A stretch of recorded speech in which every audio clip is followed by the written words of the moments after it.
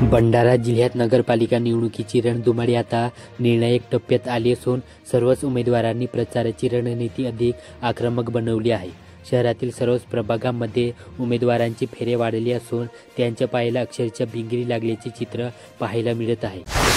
भंडारा जिल्ह्यात दरवर्षी हिवाळ्यात भाजीपाल्याचे दर कमालीने गडगडतात, परंतु यंदा परिस्थिती वेगळीच आहे।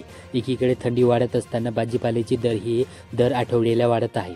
23 नोव्हेंबर रोजी भंडारा शहर तसेच शहरालगतच्या गणेशपूर येथील आठवडी बाजारात फणस, शेवगा, गावरान कारले व शिमला मिरचीचे दर 100 रुपये पार होते। अन्य भाजीपाल्यांचे दरही चांगलेच वाढले होते। त्यातच गत आठवड्याची तुलनेत पालेभाज्यांनी सर्वसामान्यांना चांगलाच घाम फोडल्याचे चित्र पाहावयास मिळाले।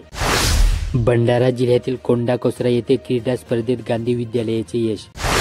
पालांदूर येथे नाही हो म्हणता म्हणता अखेर पालकमंत्र्यांच्या प्रयत्नाने जिल्ह्यात सप्टेंबर महिन्यात अंदाजे 10 लाख क्विंटल धानाची खरेदी आटोपली होती।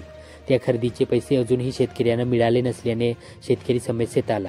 वारंवार मागणी व निवेदने देऊनही सरकारने झोपेचे सोंग घेतले आहे काय, असा प्रश्न शेतकरी शासनाला विचारित आहे।